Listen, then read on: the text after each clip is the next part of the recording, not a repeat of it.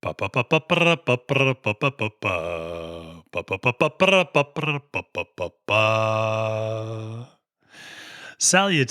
and welcome, friends. I'm Matthew DeSantis, and this is the Win Place Show, a podcast devoted to all aspects of horse racing and handicapping that is proudly part of the Amalfi Media Network. Today, we're going to preview the races that kick off the start of the fall season at Santa Anita with an absolutely loaded Friday card that features 3 graded stakes races, including the Grade I American Pharaoh Stakes. However, before we get to that, I want to start by saying thank you for all of the support that you, the listeners and viewers, have provided to the Win Play Show. We have been getting great numbers on the podcast and our YouTube channel, and we are so incredibly appreciative of that. So continue to make sure to follow, download, rate, review, and share the Win Play Show on the podcast platform of your choice. We'll continue to have all of the horse racing content you need, whether that is weekly race picks and previews like this one, race recaps where I talk about what I got right, what I got wrong, and lessons learned from the previous weekend, interviews with prominent figures from across the horse racing industry. We have a couple of those coming up here in the next few weeks, as well as episodes that cover the latest breaking news in the sport. Now, if you've been watching my race previews on YouTube to this point, you can keep doing that, and we'll continue to post those. The weekly race recaps, as well as the late breaking news episodes, are going to be podcast only, but certainly the interviews as well as the previews will continue to be on YouTube as well. Additionally, I'll have picks and previews for each day of the races at Santa Anita this weekend. So this one is for Friday, but I will have a separate pod and video for the races on Saturday and then on Sunday as well. And those pods and videos, as well as the corresponding blog picks for all of the races on those days' particular cards, will come out the day before the race. And the best place to get that is at amalfimedia.com, or you can follow me on Twitter at the handle @FailedToMenace. Now, as I said, I also will have those picks for all of the races on the card on Friday. So make sure to check that out at amalfimedia.com, especially if you're playing along with the really fun contest over at Stable Duel. It's a great way to engage in horse racing. If you're not at the track and you don't want to wager necessarily in every single race, it's a great way to kind of play a contest that takes the totality of the day, all 10 races, into account. So it's a lot of fun. Check that out. Now, as always, make sure to like and comment with your thoughts about how you think the race is going to break down, and share with your fellow horse racing fanatics on social media. Okay, now let's dive into what is just a stacked start to the fall schedule at Santa Anita. And I have to say, this is some of the most loaded fields that I've seen at the Grade II and even Grade I level to some extent in quite a while. Typically, when you're taking a look at some of these races, there are 3 or 4 dominant horses, and then there's, a gap, or 3 or 4 horses that you go, I think these are the ones that are going to be major players, and then there's a bit of a gap. These are really strong fields where 6, 7, 8 horses all have, I think, a legitimate chance, and you can visualize a race in which all of these horses have a shot at each of these 3 races that we're going to talk about today. And this is a particularly exciting day because 2 of the 3 races specifically focus on the 2-year-old group. If you've been listening to me for a while, I always enjoy handicapping and evaluating and following those 2-year-olds. It's so exciting to see the start of the career in horse racing for these fillies and colts. So really a lot of fun to take a look at that. So let's start with the 6th race on the card, which is the Chandelier Stakes, which is the Grade II race for fillies. And let's take a look at that field.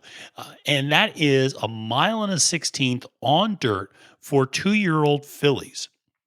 And in the first post position, we have Electric Ride, trained by John Sadler and jockeyed by Joe Bravo.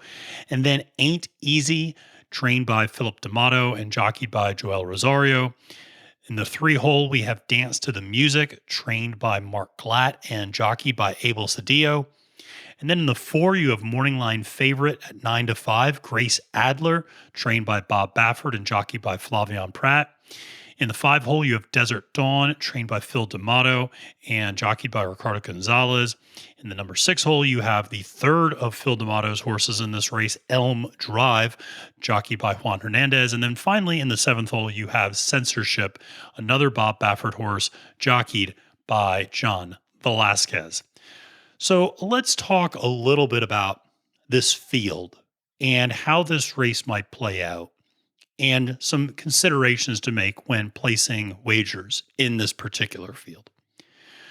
First of all, there's a reason Grace Adler is the favorite, and that's because Grace Adler didn't just win the Grade I Del Mar Futurity last month, won by 11 lengths. Now, granted, that race was at a little bit of a lower distance, and this is something that you are going to have to take into consideration. That race was at 7 furlongs. This race is at 1.16 miles. So we're going up in distance. And there are times that horses will respond well to that. There are times horses will not. Some of that is obviously pedigree. Some of that may be training. Some of that may just be physical maturity. Sometimes horses take a longer time to get ready for those longer distances. Okay. And so all of these horses are going to be running 1.16 miles for the first time in their careers. So there's an element of unknown. So even though Grace Adler looked incredibly impressive in that Del Mar Futurity, it was at a shorter distance. And the other thing that took place was a breakneck pace in that Del Mar Futurity. You saw the opening quarter run in 21-3. That is ridiculously fast, especially for 2-year-olds. And what you ended up seeing was most of the competition just, falling by the wayside at the end and wilting under that early pace. And Grace Adler was able to just fly on by everyone and lope along and ran about as strong of a race as you could possibly run in that regard. So, she didn't do anything wrong, but it's unlikely that you're going to see that brisk and that breakneck of a pace at 1.16 miles distance. Horses are going to be much more strategic. The jockeys are going to be much more strategic. Nobody's going to let their horse get out that fast.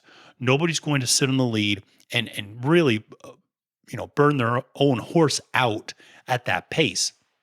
So I don't think Grace Adler is going to get as easy of a trip this time around, because I think there's going to be plenty of other horses in this field that have enough in the tank to challenge her down the stretch in a way that nobody had anything left coming down the stretch in that Grade I Del Mar Futurity. But listen, she is the morning line favorite for a reason. And there's no complaints here about why she's the morning line favorite. But it is a question of whether or not she will be able to follow through on this. Now, I want to talk about a few horses that I think will challenge her, that may challenge her, and where you might be able to find some value. So one of those horses right off the bat is Elm Drive, who, going off of the morning line odds, are at 8-1. And I love those odds for this horse. This was a horse that ran in that Del Mar Futurity, and one of the horses that really got blown out by that early speed and ended up finishing very far back. I want to say maybe even in last place.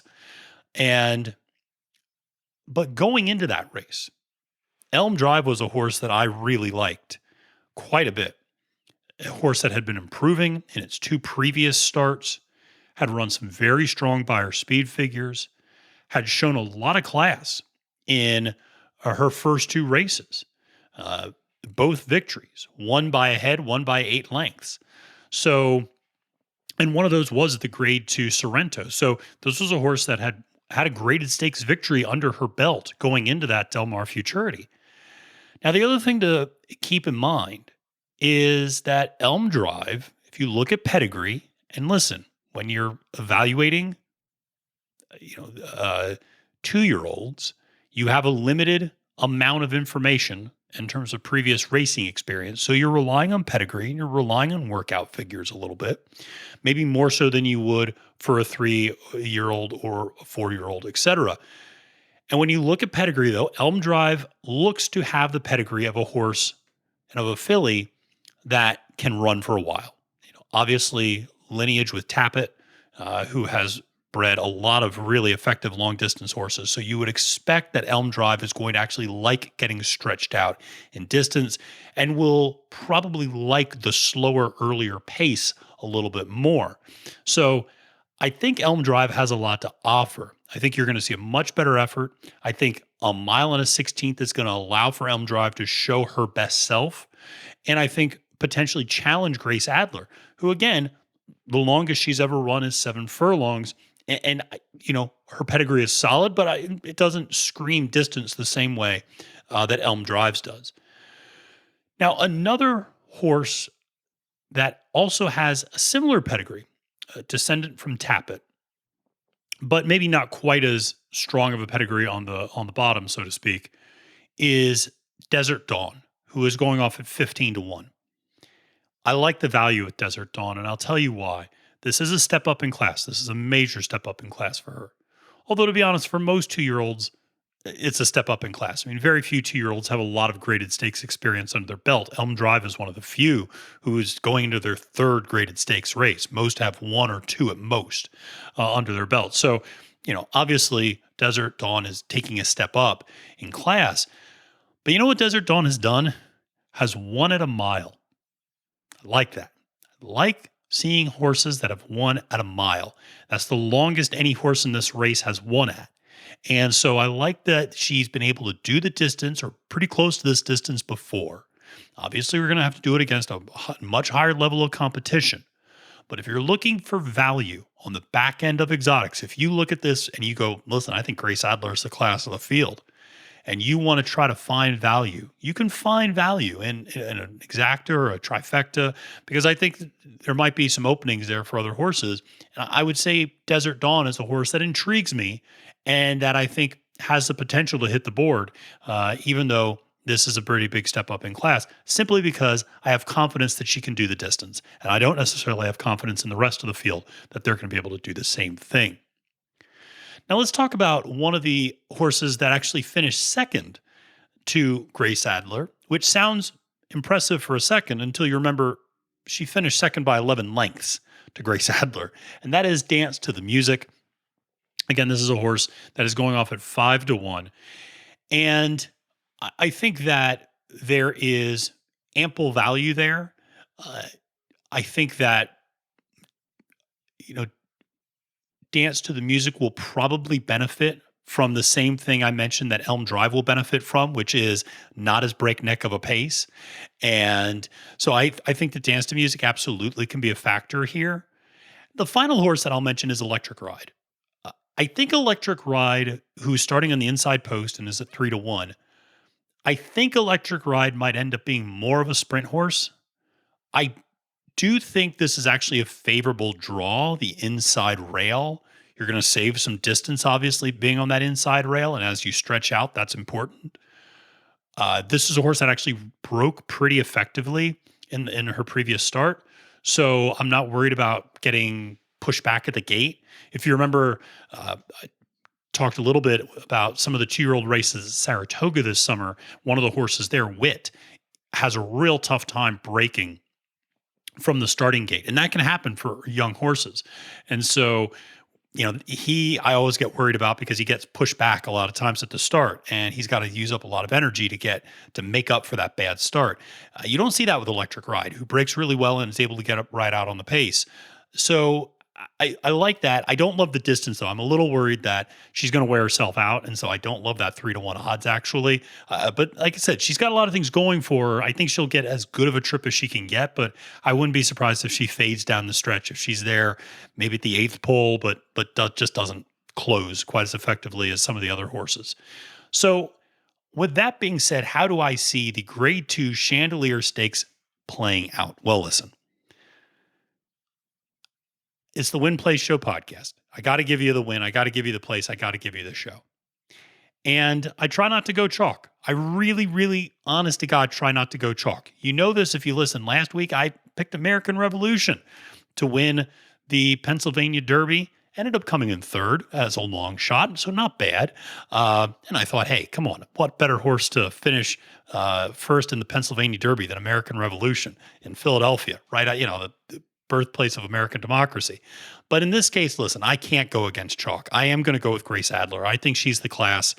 I think it's going to be a lot closer, and I think it's going to be a lot tougher. But I think she ends up winning. I do like Elm Street to place, especially 8-1. I really like the value. I wouldn't be surprised if that horse gets bet down quite a bit, but at least morning line odds. And if you're playing on Stable Duel, I like that Elm Street quite a bit. And then I'm going to throw Desert Dawn at 15-1 into show. I think this horse I like that she can do the distance, and I think there's something there. And I could see this being a race where the first two horses separate themselves considerably from everyone else, and maybe third place is not much of a factor, but I could see Desert Dawn being a horse that likes the distance and kind of finishes a non-competitive third, is how I could see that kind of playing out. So we'll see how the Chandelier plays out, but I have it Grace Adler to win, Elm Street to place, and Desert Dawn to show. So let's move on to the seventh race on the card, which is a sprint race, 6.5 furlongs. It's the Eddie D Stakes, Grade II for 3-year-olds and up. And this is on the downhill turf course at Santa Anita, which is a little funky. It's got kind of a chute that they come down and then come around the third and fourth turn. And as it mentions, it's a downhill turf course. So it's very interesting. And some horses take well to that and some don't. But let's take a look at the field in that Eddie D Stakes. And this is a 9-horse field. And starting in the inside post position 1, you have Gregorian Chant, trained by Phil D'Amato and jockeyed by Juan Hernandez. Then Caribou Club, trained by Mike McCarthy and jockeyed by Drayden Van Dyke. And then Massoud, trained by Carla Gaines and jockeyed by Umberto Rispoli. In the 4-hole, you have Charmaine's Mia, trained by Phil D'Amato again and jockeyed by Flavian Pratt. Then in the 5-hole, you have Law-Abiding Citizen, trained by Mark Glatt and jockeyed by Abel Cedillo. In the 6-hole, you have Chaos Theory, trained by Robert Hess Jr. and jockeyed by Kent DeSormo. Then in the 7th hole, you have everybody's favorite name, Lieutenant Dan, trained by Stephen Mavati and jockeyed by Giovanni Franco. And then in the 8th hole, you have Whisper Not, trained by Richard Baltus and jockeyed by John Velasquez. And finally, you have Snappy Sinclair in the 9-hole, trained by the all-time winningest trainer, Steve Asmussen, and jockeyed by Joel Rosario. So how do I see the Eddie D Stakes race playing out? Well, this is a fascinating race in that it really pits two types of horses against each other. One group of horses is on maybe the ascension, so to speak. Maybe there's a group of horses that have not gone up against the very best in the sprint class to date. They've been running non-graded stakes races, handicaps, maybe a grade 3 race here and there. But this is a step up to a grade 2 for the first time. So you see one group of horses that kind of fall into that category. Lieutenant Dan, who is the morning line favorite at 7-2, is one of those horses. He's got one grade 3 victory, which was his last time out, where he also ran a 100 buyer speed number. So there's a lot to like there. But other than that, a lot of non-graded stakes races, a lot of handicaps, things like that. So you have that on one side. And then on the other side, you have horses that have really gone through the ringer and that have run at the grade 1 and grade 2 level against the very best sprint horses in this country on turf and have just come up short. And so it'll be interesting to see how these two sides work out. And I think that's why when you look at the field, you see a lot of horses that are really close together in terms of morning line odds. I mean, you have 6 horses that are 6-1 or less. So it tells me, basically between 6-1 and 7-2, 6 horses in that. That tells you that this is a very closely contested race. This is a race where it's very evenly divided and could go any number of directions. So a lot of it's about how do these horses bounce back? How do these horses do competing against a higher level of competition? So we shall see. Now, we'll start with the morning line favorite, Lieutenant Dan, who's going off at 7-2, which is a generous morning line favorite. And I'm sure that'll get bet down. But at 7-2, that's not bad value, actually. Considering that this is a horse that has finished 14 of his 15 career races in the money. So finished third or better 14 out of 15 times and won 7. So this is a horse that knows how to get to the winner's circle. This is a horse that is about as reliable as you're going to get in terms of making sure this horse is going to hit the board. I mean, I would be shocked if Lieutenant Dan didn't hit the board in this race because that's what this horse does, even against a higher level of competition. Won last time out at a grade 3, posted a 100 Beyer speed number. Is a horse that does seem to be getting faster the last 3 races, so it's trending in the right direction. Now, that said, and there's always a that said, you can never look at a racing form and just not have a but or a however. And the however in this instance is he's running his 3rd time in 3 months, which is not unusual for a sprint horse. However, it's happening after nearly a year-long layoff. He's also taking a step up to 6 furlongs. His previous 2 races were at 5 furlongs. Now we're going to 6.5. Now listen, Lieutenant Dan has run 6.5 furlongs before, has run 7 furlongs, has run a mile, has gone a longer distance before. So distance I don't think is a factor. I'm worried a little bit more about conditioning and fatigue. Now, the fact that the horse came back after a 1-month layoff and ran a 100 Beyer speed number is promising. But you do have a question, at least I have a question lingering. What's the 3rd race out going to look like in 3 months for a horse that has not been running regularly, competitively, at least over the last year before this July? So some question marks there. Now, that's kind of the top horse on that ascending group, if you will. Then you come over to Law Abiding Citizen, and this is a horse that's a 5-1. Love the value on this horse. This is a horse that's gone up against some of the best sprint horses in the country. So Law Abiding Citizen is not going to be intimidated by this field. This is a horse that's gone up against Dr. Chevelle, CZ Rocket, Flagstaff. This is a horse, Collusion Illusion. This horse has gone up against some of the best that's out there. So it's not going to be intimidated. Even gone up against Lexitonian as well. So really good horse. And this is a horse that just falls short at that highest level of competition. Doesn't quite have enough to beat the Dr. Chevelles, the Collusion Illusions, the Lexitonians of the world, the CZ Rockets of the world. Can't quite beat that level of competition, but it's close. How close, you ask? I'm glad you asked. Has lost his last 4 graded stakes races, which have all been at the grade 1 or 2 level, by a combined 6 lengths.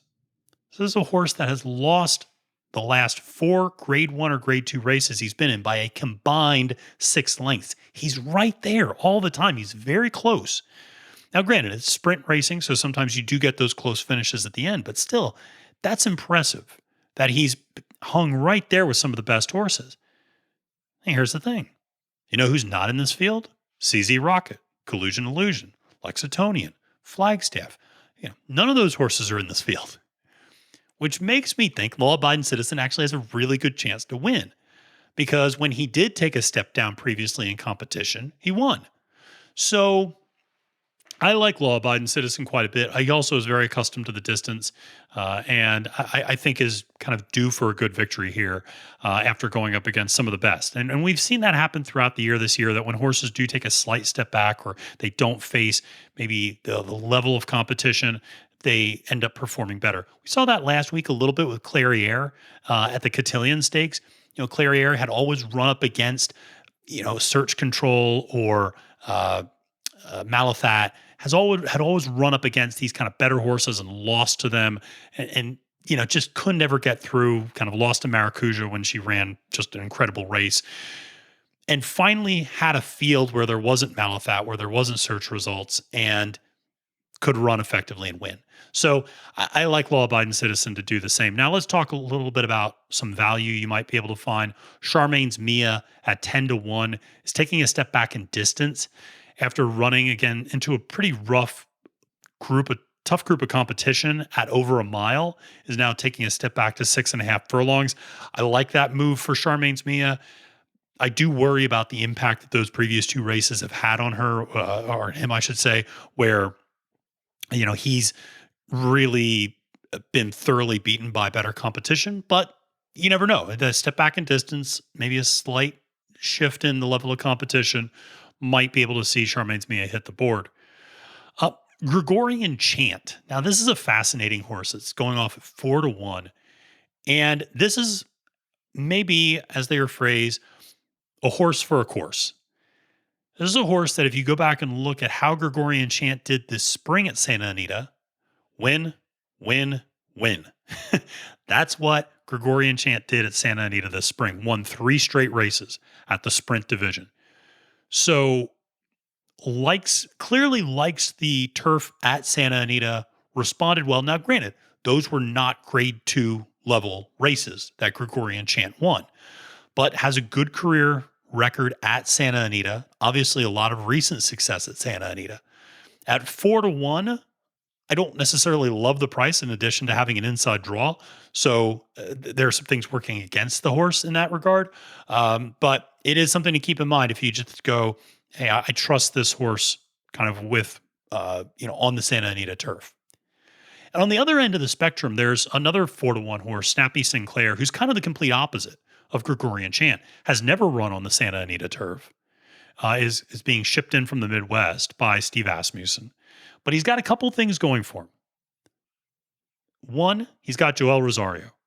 Joel Rosario in a turf sprint is dangerous, no matter what horse he has underneath him.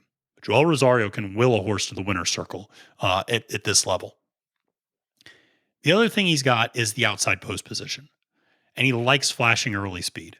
So, and Joel Rosario is aggressive. So I would expect for Snappy Sinclair to be right up there at the leaders at the first furlong.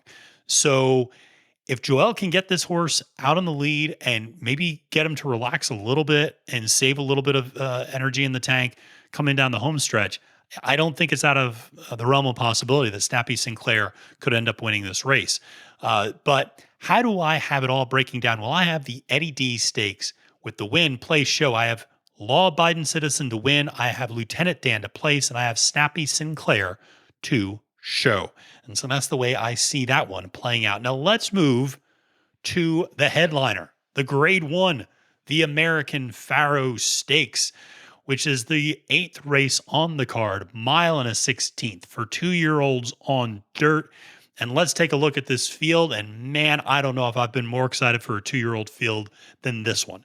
In the number 1 hole, you have a horse that just crushed competition the first time out. Corniche, trained by Bob Baffert and jockeyed by Mike Smith. Morning line favored at 6-5. In the number 2 hole, you have Flying Drummer, another Bob Baffert horse. That name's going to keep coming up. Jockeyed by Johnny V, John Velasquez. Then you have a really intriguing horse, Phineas, trained by Walter Solis and jockeyed by Tiago Pereira, going off at 12-1. And then you have Oviatt Class, trained by Keith DeSormo and jockeyed by Kent DeSormo. And then in the 5 hole, you have Joker Boy, trained by Brian Cornier and jockeyed by Edwin Maldonado. And then you have the third of the 3 Bob Baffert horses, Rockefeller, in the 6th hole, jockeyed by his current favorite jockey, I think, Flavian Pratt. And then finally, you have the gunrunner progeny Papacap in the 7th hole, trained by Mark Cassie and jockeyed by Joe Bravo. So why am I so excited about this American Pharaoh Stakes? Well, listen, I hate to be a basic bro, but I'm gonna be a little basic right here. I like the run for the Triple Crown, people. I mean, who doesn't? And this is a great kickoff to the run for the Triple Crown. The 2-year-old races that we've witnessed in Saratoga and Del Mar leading to this point have been at the 6 and 7 furlong distance. Now we're stepping up to a mile and a 16th. Now we're going to start to see the cream rise to the top. Who's going to make that run for the Roses, run for the Triple Crown? And all of these horses are contenders for that. And I'll be honest, all of these horses have something that intrigues me. And I think all of these horses provide some interesting value depending on how this race plays out. So let's talk a little bit about each one of these horses, and we'll start with Corniche, who won in a dominant 6-5 effort, or a dominant effort, and it's the 6-5 morning line favorite. And I should point out, though, that Corniche, in that first and only run, posted a 98 buyer speed number, which is an insanely high number for a 2-year-old, but also had a few things working for him. Broke from the far outside position on a 5.5 furlong race, which you like to see, allowed him to flash early speed. He's now breaking all the way on the inside. Now, breaking all the way on the inside for a mile and a 16th may not be the worst thing in the world, but still something to keep in mind. He also was able to set a very blistering pace, 21-3 for that opening quarter, and was not really tested at any point. And sometimes that can be problematic. We saw that actually with another Bob Baffert horse at Del Mar last month, Murray, who was the overwhelming morning line favorite in the one race in the Del Mar Futurity. You know, that was a horse that really had never faced a difficult stretch and never dueled with another horse. And you could tell it just took it out of him. And the horse Pinehurst, who ended up winning that race, on the other hand, relished that sort of digging in and going against his fellow competitors. So Corniche has not really been tested yet. So we're stepping way up in distance from 5.5 furlongs to a mile and a 16th. We have maybe a less advantageous post position. These are things to keep in mind. Some people will criticize Mike Smith for the types of rides he's been giving. Some of that criticism, I think, might be fair, but some people view Mike Smith being aboard as a negative. I don't know if I'd go that far, but I think there are questions, certainly, and I think drawing that outside post position in their previous races certainly was advantageous. What I will say is if you look at this horse's workout numbers, I don't know if I've seen a better workout line over the last 6 workouts all year as I've seen on Corniche. I mean, you're looking at 1 minute or 59-1 5 furlong workouts. You're looking at a 112-4 6 furlong workout. I mean, this horse can run. And so it's got a lot in the tank, I think. Now, but again, it's going to go up against some adversity, and we'll have to see how it all plays out. One of the horses that I really like a lot that has dug down deep and has overcome is Oviatt Class. And Oviatt Class, first of all, I just really like Kent DeSormo, especially out in California. And this is a Godolphin bred horse. And there's a lot to be said about that too. But this is a horse that has run twice at a mile and has won most recently at a mile. The other thing that this horse likes to do is come from off the pace. And I really like that in this particular race. This horse was dead last, or second to last, I should say, the last time out, and lapped the entire field. And the way it looked when you watched it in real time, and then when I watched it back recently on YouTube, it's like when you're at the airport and they have those people movers, you know, the conveyor belts that you can walk on that kind of make you go even faster. And it was like watching Oviatt Class was on a conveyor belt and sprinting while everybody else was just sprinting without the conveyor belt. I mean, Oviatt Class was just looked like he was running on a different path, quite frankly. And went from second to last to first in the snap of a finger and ended up putting away the field. Now, why do I like that in this particular race? I like it because I think there's going to be a lot of speed. I think there's going to be a lot of early speed in this race. I think Corniche, Flying Drummer at 10-1, Joker Boy at 15-1, and Rockefeller at 3-1 are all going to try to get to the lead. Now, one or two of them might decide, let's hold back. Let's not try to waste the horse or anything like that. But I think you'll see perhaps an unreasonable early fraction for this field. And as I mentioned with the fillies in the Chandelier Stakes, if you set an unreasonable fraction of 2-year-olds, there's going to be a chunk of the field that starts to wilt. And that sets up beautifully for Oviatt Class. Now, I'm not going to start making comparisons to Mind That Bird or something like that, who was one of the all-time great late kickers and coming from off the pace. But Oviatt Class, there's a little bit of a reminder of that this was a horse that just kind of sat back and you thought was something wrong with it. Is he out of the race? What's going on? And then just went.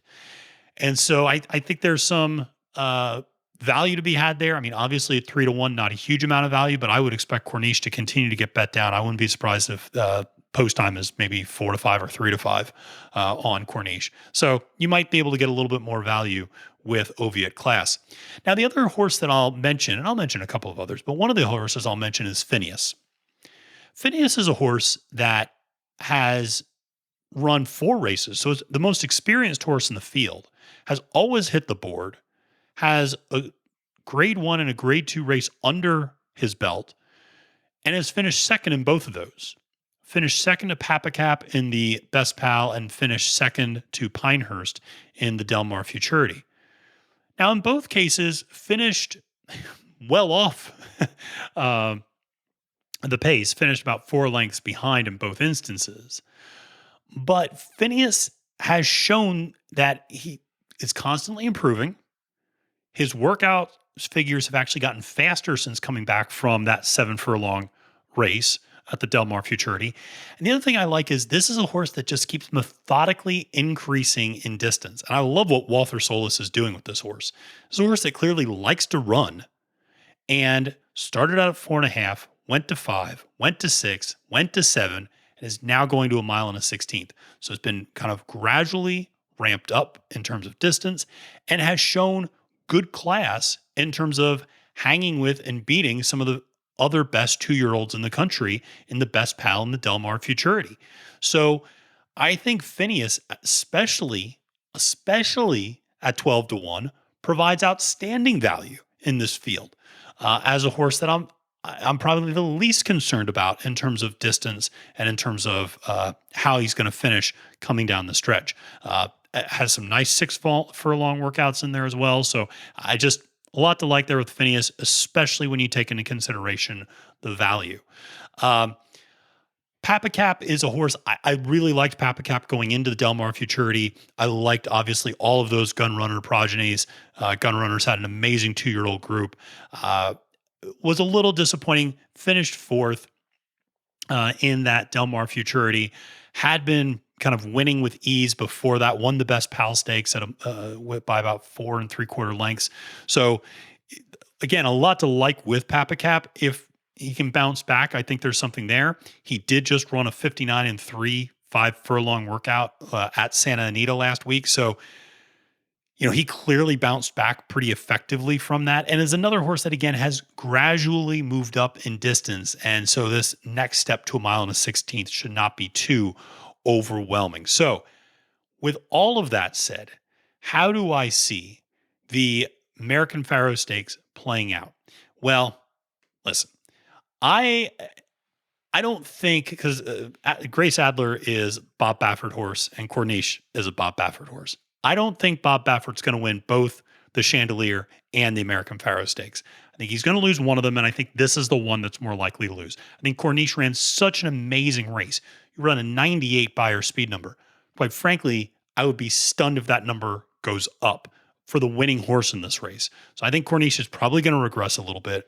I don't like the distance. I don't like the post position necessarily.